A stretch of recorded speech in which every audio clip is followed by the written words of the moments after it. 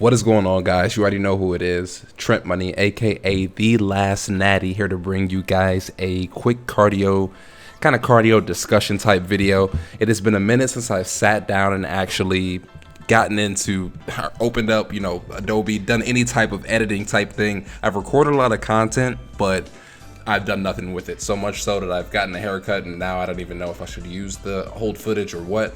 But this is basically a quick cardio session at the end of my workout the other day that I decided to kind of record it, and I figured I'd put a voiceover over it towards the, here towards today. So we here, level 5 on the Stairmaster, something light, 15 minutes. At the time of this video, I still haven't. So I have not committed to doing any show. This is just kind of basic cardio I was doing towards the end of a session, just some random stuff. Coming into this page, this is not your typical bodybuilder page or your powerlifter page. This is kind of an overall fitness page, personal page type thing. I do a lot of different stuff, so there's no box over here. I train a lot of different ways. I pride myself in basically wanting to be able to do a lot of stuff rather than just being like I said, kind of just boxed in. You know what I mean? I like being strong, mobile, all type of shit. So this is just some general cardio we're having towards towards the end of the session. Regardless, it is competition season, and I get asked a lot, so I wanted to kind of make this video.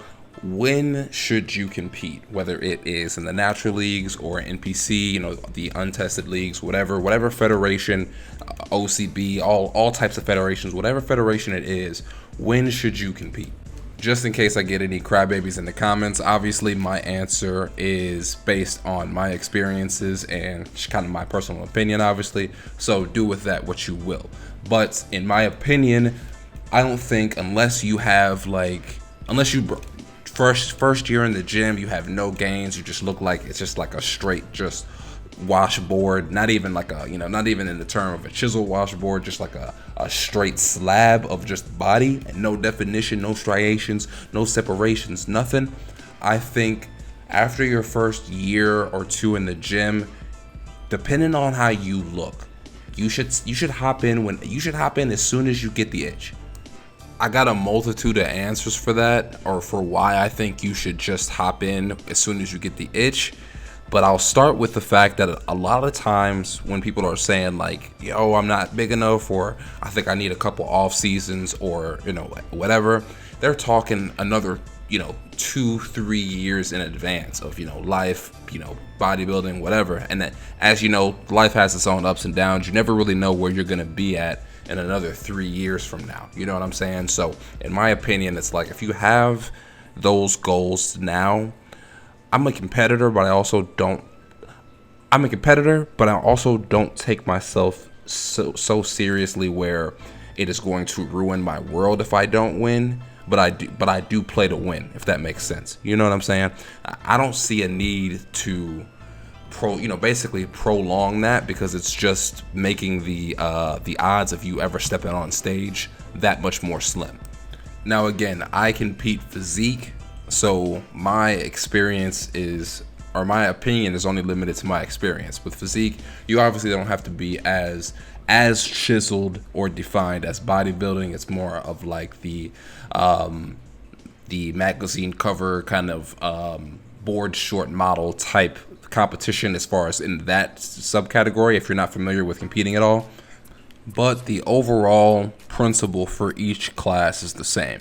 Diet down, get as shredded as you can for your required class. Meet what they're looking for and try to beat the competition. You know what I'm saying? That's like cut and dry, moral of the story. That's what you're doing. So again, if that's one of your goals, I think getting your feet wet is one of your best options, especially if you've already been in the gym a little bit, but you may just be a little self-conscious about how you look, not thinking that you have enough, maybe because you're watching whoever, or the top guys or your role models.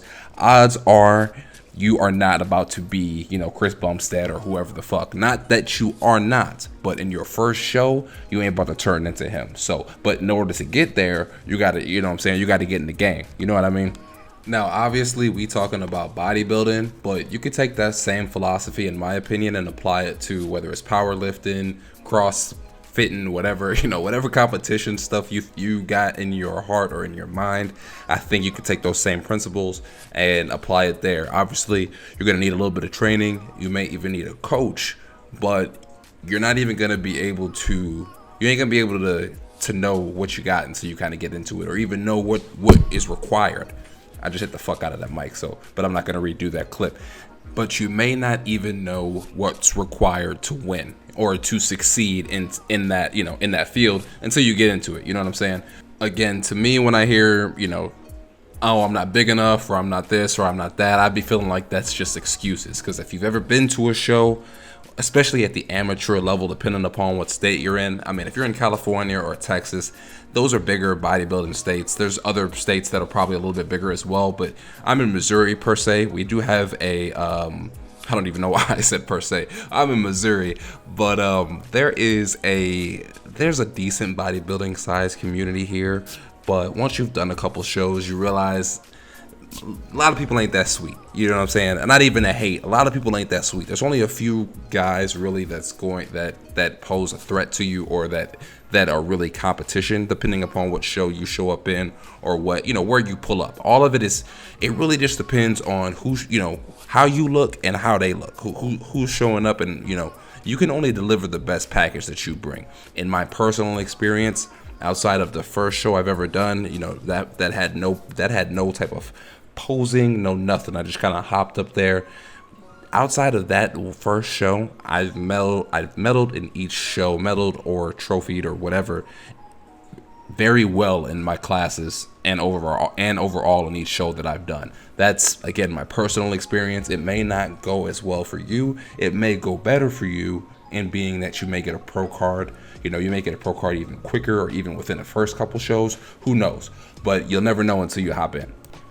I also get a lot of just comments about how expensive competing is, or how expensive eating and getting a coach is. Again, I'm gonna give you guys my personal experience. I've been a personal trainer for a long time, so I do have an advantage there on knowing how to eat. In all of my shows, I've done probably, I'd have to do the math 1 second. I've done somewhere between 5 and 7 shows. I was trying to count the medals and trophies, but I know a couple of them, 2 of them were from one show.